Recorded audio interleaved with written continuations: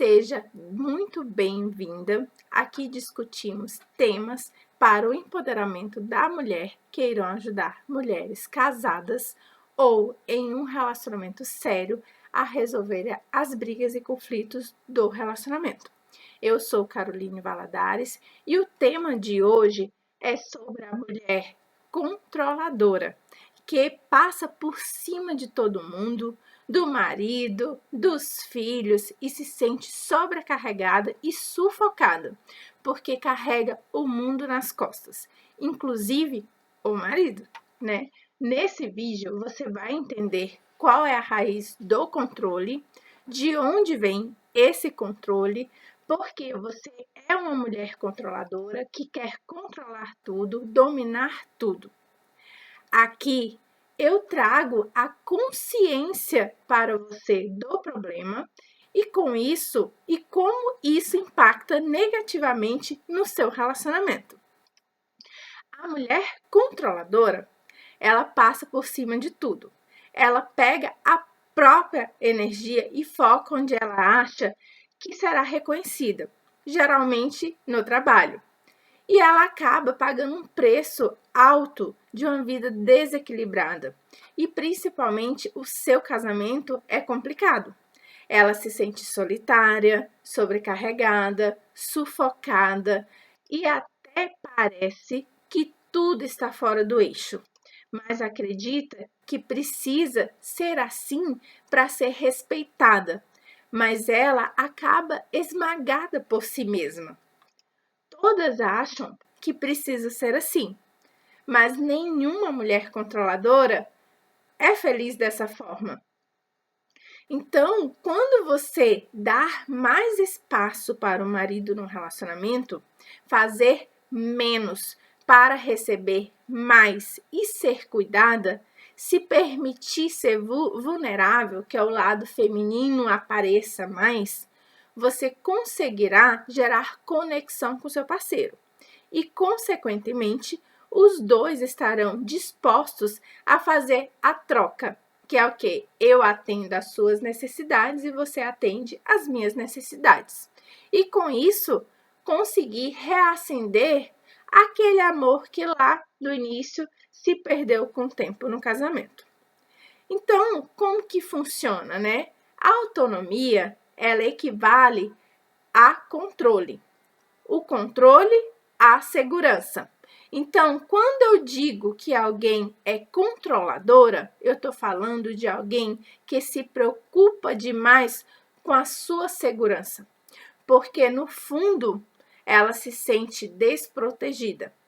E a necessidade de autonomia está ligada também não só ao desejo de segurança, mas também ao desejo de poder. Qual é o meu desejo desde que eu nasci? Nós queremos ir para o mundo, é algo natural. Só que desde que a gente nasce, a gente quer evitar o desamparo, a gente quer evitar a impotência. Só que os meios que a gente evita vai mudando conforme vamos crescendo. Quando a gente é criança, quer evitar o desamparo com o choro. Quando cresce, é a fala. E para elucidar isso melhor, eu vou contar uma historinha para clarear, né? Então, vamos citar um exemplo. Vamos pensar que a Márcia, né? A Márcia, ela teve uma criação controladora, extremamente rígida, cheia de regras, e ela pensa assim: eu não quero mais ser presa. Eu não quero ser presa por ninguém. Eu quero fazer muito dinheiro. Eu vou trabalhar, eu vou viver para o trabalho e assim eu vou viver livre. Então, normalmente são mulheres que falam assim: o meu maior valor é a liberdade. Só que aqui precisa ter um cuidado, porque às vezes essa liberdade pode estar mascarando um registro lá da infância de pais controladores. Eu invento aquela historinha para mim da liberdade para permanecer livre, para eu exercer o máximo de poder. Então é assim, quanto menos eu conecto com o outro, mais poderosa eu sou, mais autossuficiente eu sou. Só que daí, o que acontece nessa jornada aí? Vamos pensar que aí a Márcia conhece o Luiz, né? Então, a Márcia aqui, ela conheceu o Luiz.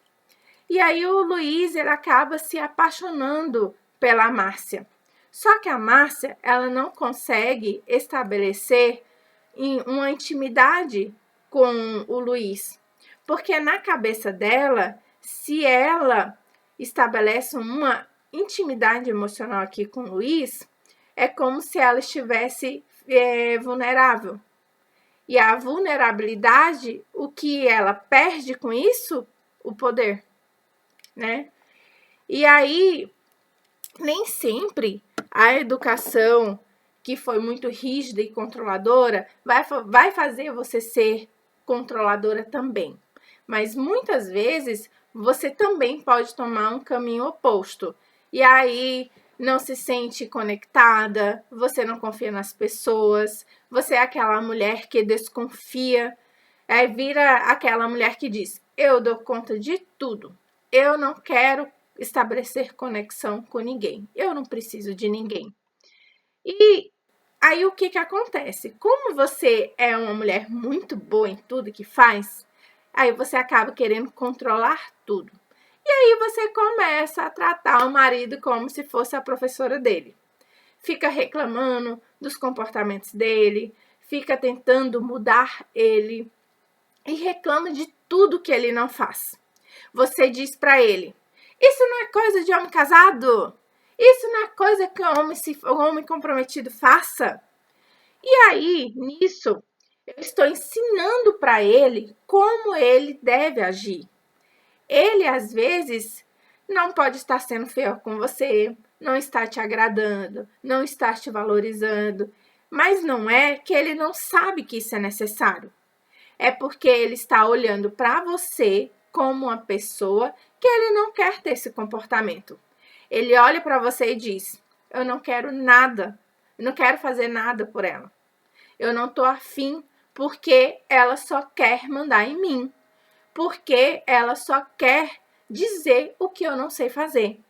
E aí ele começa a saber que você não confia nele, que você não aceita ele como ele é e você não aprecia o que ele faz. Isso tudo você não tem ideia que como isso destrói o relacionamento de vocês. Como isso destrói o casamento de vocês. Toda vez que você diz: isso não é coisa de homem casado, você está batendo de frente com as crenças dele. É como se você estivesse falando para ele assim: você está errado. E aí você pode estar pensando aí: mas Carol, mas o que ele faz não é coisa de homem casado também. Não é coisa de homem casado. E aí, mas eu também te pergunto, né? Mas é teu papel ser professora dele? Ser professora do teu marido? Né? Não é. E aí, até se você for parar para pensar, se hoje ele está fazendo coisas que não te agradam, ele vai fazer ainda mais. É como o aluno bagunceiro com a professora chata. Ele irrita, ele faz bagunça, ele não vai deixar de fazer alguma coisa só porque a professora disse. Pelo contrário, ele vai continuar fazendo mais e mais bagunça, né? E é isso que acontece no relacionamento. Outra coisa também que eu recebi esses dias, né? É a pessoa fala assim: mas Carol, eu me sinto sozinha, viúva de marido vivo. Mas você sabe por que isso?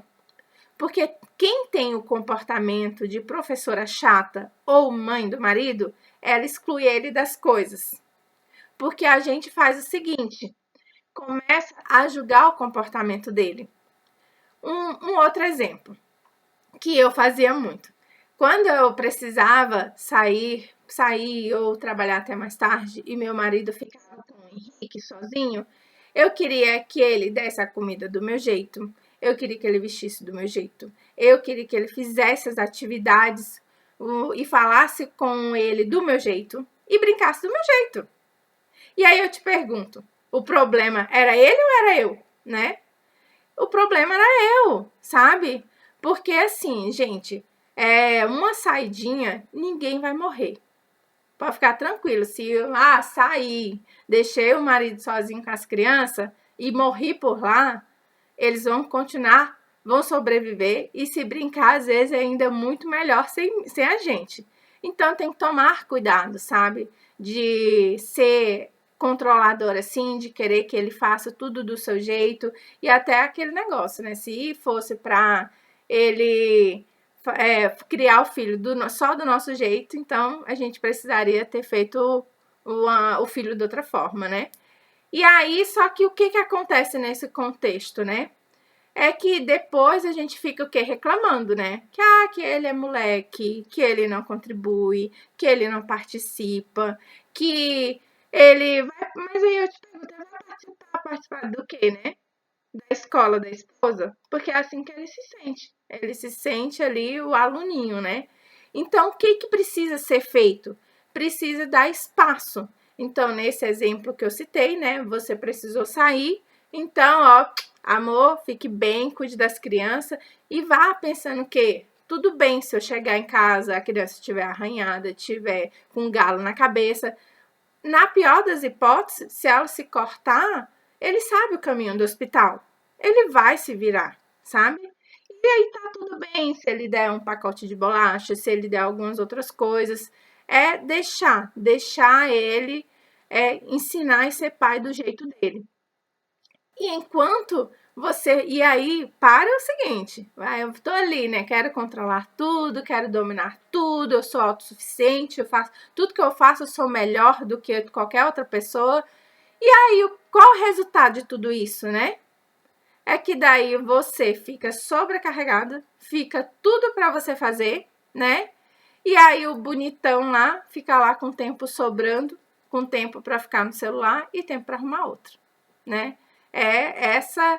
Infelizmente, aí é um sobrecarregado e outro ali, ó, na mil maravilha, né? No céu, né? Tem filho também, tem casa também, mas é a nós aqui que tá assumindo tudo porque a gente é a boazona, né? E eu vou contar outra historinha, porque também você pode ir por um outro extremo, né? A questão também do controle. Pode acontecer também da situação. Vamos pensar na Amanda, né? A Amanda, ela já era uma criança que ela observava que no casamento dos pais dela, ela via que os pais não se conectavam muito. Ela viu que os pais só brigavam. O pai dela um dia morreu. E aí o que aconteceu? Quando o pai dela morreu, ela já era adolescente. E aí começou a ajudar a mãe com todos os trâmites do inventário. Ela foi lá, foi para mexer no e-mail, para ver o que tinha de pendência, para resolver algumas coisas. E aí ela acabou achando vários e-mails que seria como se fosse hoje o Tinder. E aí, a partir daquele momento, o que aconteceu? Ela colocou o óculos da mãe. Eu fui traída. Então, a partir desse momento, todas as relações para frente que ela estabeleceu foi com apego inseguro. Ela casou e aí quando ela começa, ela olha para o marido como se fosse o pai e aí ela começa a tratar ele diferente, né? Então, o que acontece? Quando ele pega e fala assim, amor, eu vou pedalar. Aí ela já começa, né? Com quem? Quem vai? Quem são as mulheres? O que vai acontecer? Que horas que você vai? Que horas que você volta? Como você é insegura, você começa a tratar o marido como se fosse mãe dele. Porque daí você quer a atenção dele, quer ser importante para ele de qualquer forma e começa a tratar ele como filho. E aí você começa a fazer o quê? Falar, já falei isso 1000 coisas, né? Você promete e não cumpre. O que você está fazendo? Aí fica lá, o que você está fazendo no celular, né? Nossa, você chega em casa e só fica no celular. Nossa, você não colabora. E fica fazendo essas indiretinhas assim para ele ou esses, né? A gente alfineta, né? E aí, mas isso é o quê? O papel de mãe, né? Porque é a mãe que reclama e reclama e daqui a pouco ela tá ali dando mais uma chancezinha. Aí você pode estar, mas Carol, quer dizer que eu não posso dar nenhuma chance para ele? Não, o negócio assim, você deve dar uma nova chance para ele. Só que qual é o que que é a questão aqui? É como se fosse assim, você tivesse um filho e aí você pega um dia você fica contrariado e você surta. E aí vamos pensar até na coisa, um papelão, né, na frente dos outros. Aí você surta, a criança vai olhar assim para você, né? E fala assim: "Meu Deus", vai ficar assustado. Minha mãe tá louca, né? Aí você pega e faz isso de novo. Quando você faz a segunda, a terceira e começa a ficar corriqueiro isso, daqui a pouco o que que teu filho olha? Fala assim: "Ah, ela faz isso direto, sabe? Minha mãe é assim mesmo". É assim que acontece no casamento.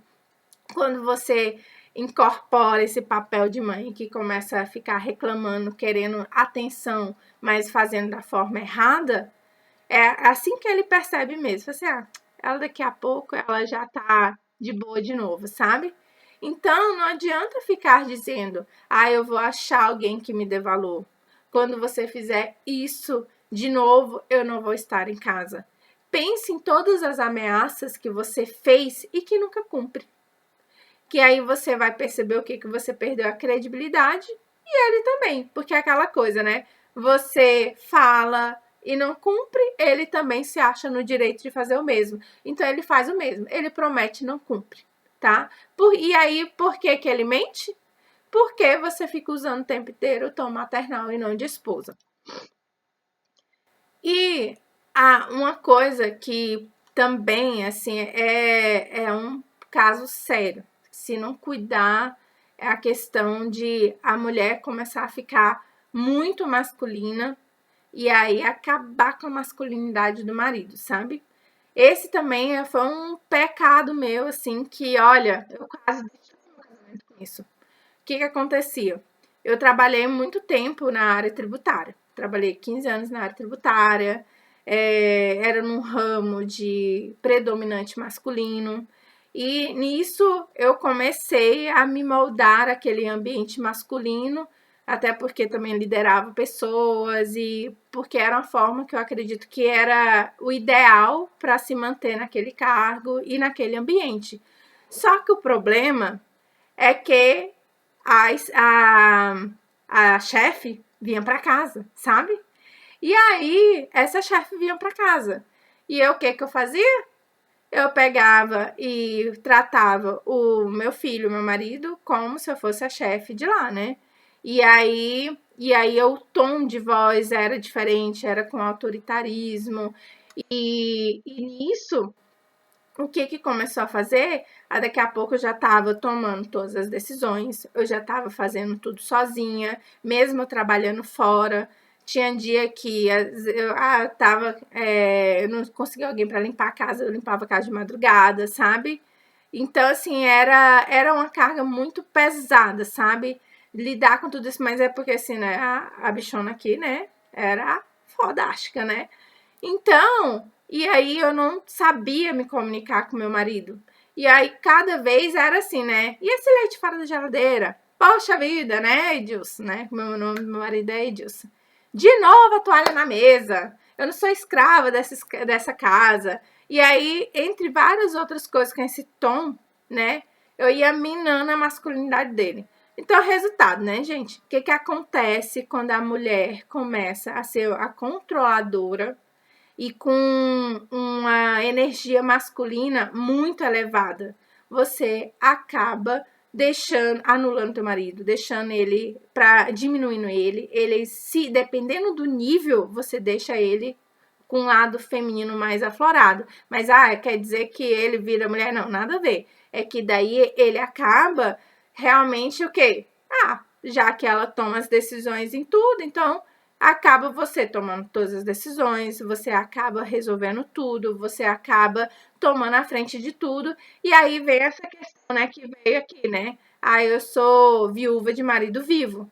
Mas é porque o que tá acontecendo nesse relacionamento? Como que vocês se comunicam?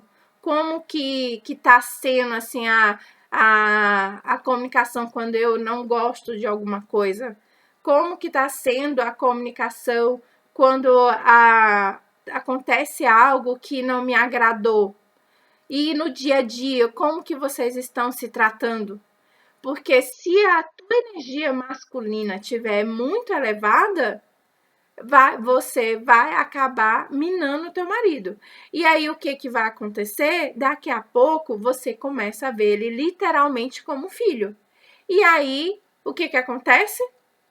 Acaba a admiração por ele. Acaba a admiração pelo marido. Que isso é uma coisa que é fundamental da mulher para o homem.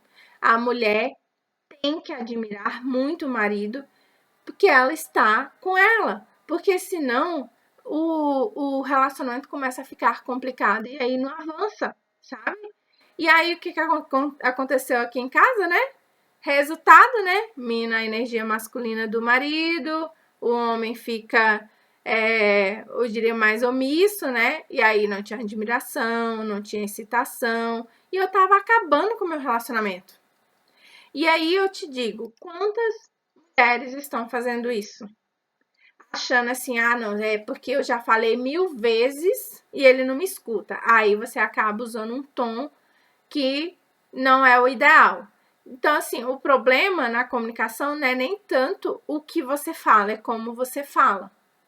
E eu também não estou dizendo que, é para virar mulher feminina, que eu não vou ter iniciativa para nada. Negativo. A questão aqui é mesmo é saber dar espaço para o marido e aí você deixar essa mulher tratou de lado um pouquinho e começar a andar lado a lado. Porque quando tem um ali puxando na frente, o outro vai agir assim, ó. É como se fosse assim, eu vou descer para a praia. Aí vamos de bicicleta, sabe aquela bicicleta que os dois têm que pedalar? Então, aí se eu sou a mulher tratou ansiosa, né? Ele já sabe que eu sou ansiosa, que eu tomo a partida para tudo, que eu vou pedalar incansavelmente até chegar à praia. Aí o bonitão já sabe disso, o que ele vai fazer? Já que ela vai pedalar mesmo, pra que eu vou me esforçar, né? Eu vou curtir a paisagem, eu vou descansar, eu vou ficar aqui bem no bem bom, entendeu? Porque eu tenho a abençoada que lidera tudo. Até porque também, assim, às vezes quando ele faz ainda você critica, né? Não tá bom, nunca tá bom. Então, tudo isso são atitudes que só vai minando cada vez mais o relacionamento e levando o casamento para o buraco. E aí você acaba nem percebendo. E isso, às vezes, até pode ser uma repetição até do que você via do relacionamento do teu pai e da tua mãe. Mas aí eu te pergunto, né? Se sua mãe foi muito masculina com o seu pai, como que tá o relacionamento do teu pai e da tua mãe, né? Eles ainda estão casados? Então veja se você não tá repetindo os mesmos padrões que teu pai e tua mãe eles e que você não precisa fazer as mesmas coisas, você pode decidir fazer diferente, tá?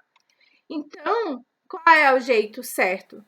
Quanto mais feminina você for, mais masculina seu marido vai se tornar.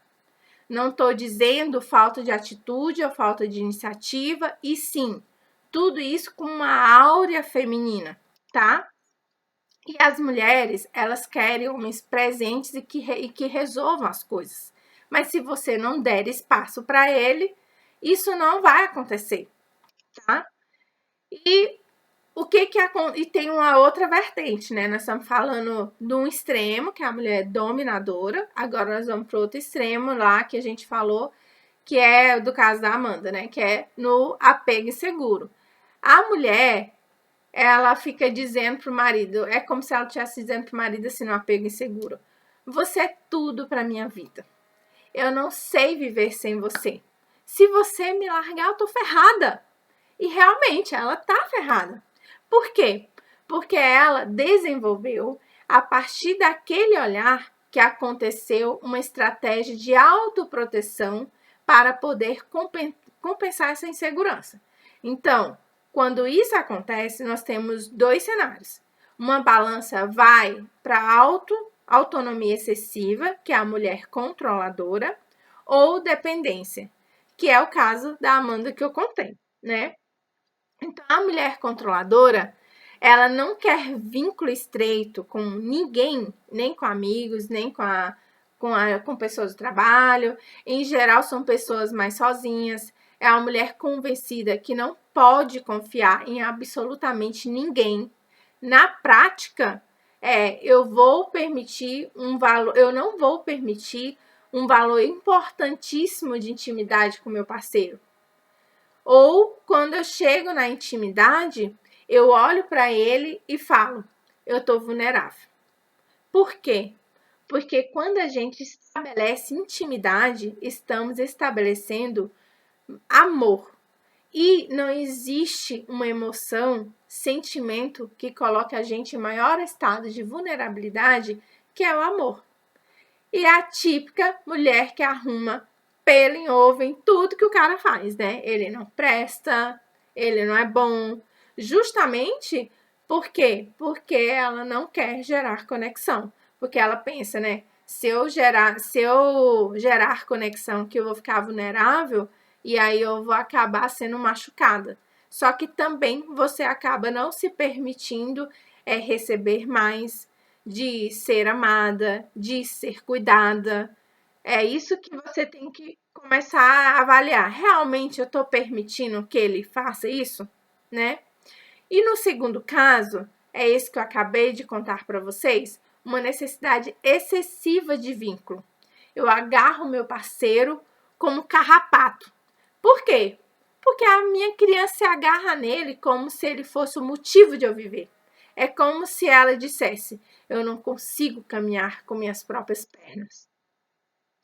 Então, o controle, ele coloca a gente nessa posição de busca pelo extremo poder. Ou estar o tempo todo olhando por outro viés, que é: eu preciso dessa pessoa para viver. Então, gente, quão pesado é isso numa relação, né?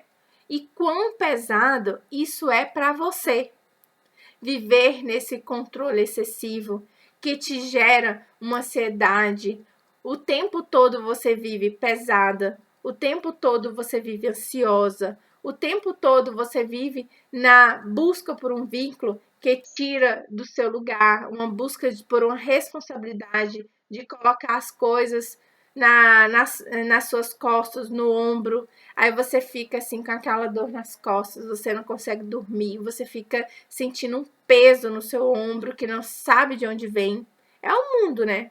Quando você é controladora, você carrega o mundo nas costas. E o que eu quero deixar nessa aula aqui para vocês é que a gente precisa aprender a viver um pouco no desconforto e dizer sim. Eu não estou no controle de absolutamente nada na minha vida, nem do meu corpo, porque eu posso me alimentar bem, fazer exercício, fazer o que for. Isso não me tira a possibilidade de ter um câncer, por exemplo. A gente não tem controle, a gente não precisa olhar. Então a gente precisa olhar, a gente não tem o controle, né? E a gente precisa olhar para isso com carinho. E não é só quebrar um ciclo do sabotador, porque existe uma raiz muito mais profunda. Vocês viram aqui, né? Eu contei várias histórias, assim, até para facilitar a compreensão, né, do conteúdo e do impacto disso na vida e no relacionamento. A raiz, ela tá mais, o motivo mesmo tá lá atrás, né? Ela tá bem enraizada. E como que resolve isso, né? Eu trabalho isso mais a fundo no meu método MIC, que é sobre mentalidade, intimidade e comunicação. Mas vamos lá que eu vou te passar um dos passos para começar a fazer diferente. Então, o que você precisa fazer? Você precisa dizer sim para isso. E muitas vezes não vai conseguir, porque você fala: eu não estou no controle da vida, da minha vida. Se isso te der um desconforto tão grande que não seja capaz de lidar, precisa entender de onde está vindo esse desconforto. Porque quando falo isso, isso me gera um gatilho. E aí você tem que começar a buscar. Que gatilho é esse, né? Eu não consigo nem mexer. Por quê? Né? Você precisa dizer mais sim para o desconforto. Através do desconforto, você conseguirá fazer movimentos importantes na tua vida, como cuidar da saúde, fazer exercício, dar mais espaço para o marido no relacionamento, fazer menos para receber mais e ser cuidada. A gente só cresce no desconforto. Então, quero que você saia dessa aula dizendo: eu não estou no controle de nada. Eu só controlo as escolhas que eu faço. Então, eu posso olhar para tudo que a Carol disse e dizer: tá bom, sim, eu escolho fazer diferente. Eu escolho ser diferente da minha família inteira que negligencia o profissional e as relações. Eu escolho diferente de todas as mulheres da minha família que são indisponíveis afetivamente.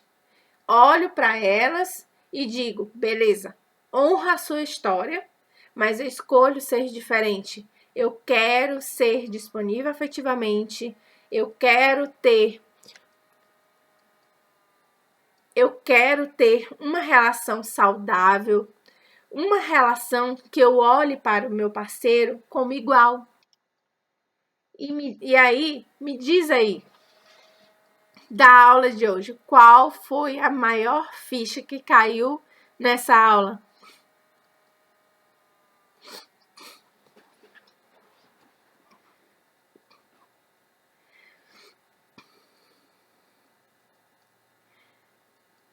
Então, assim, gente, o conteúdo era esse.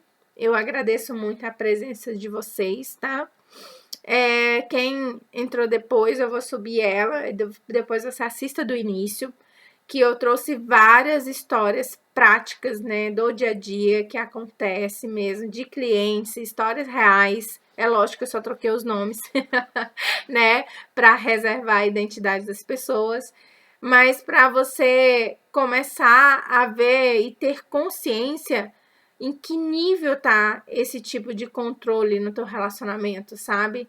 Se realmente assim, a gente acaba tomando aquele papel de vitimismo, de ficar tempo todo só culpando o outro, mas assim, existe uma parcela nossa, e a parcela que é tua, você tá contribuindo para que esse relacionamento seja diferente, para que esse relacionamento ele se fortaleça, ele seja saudável, ele seja de cumplicidade ou não? Eu tô sendo a professora, a mãe e só piorando ainda mais a situação e gerando mais distanciamento, gerando mais desentendimento entre eu e ele. Cada vez as coisas estão indo mais pro buraco, você nem sabe mais o que fazer, onde está errando. Então, assista essa aula lá do início para você ver aonde é que você está pecando, tá? Então, espero que essa live contribua bastante aí para o teu relacionamento. E não esqueça de ir lá, deixe seus comentários, compartilhar comigo qual foi a ficha que caiu nesse aprendizado dessa live, tá bom? Então, até mais e tenham aí um bom fim de semana.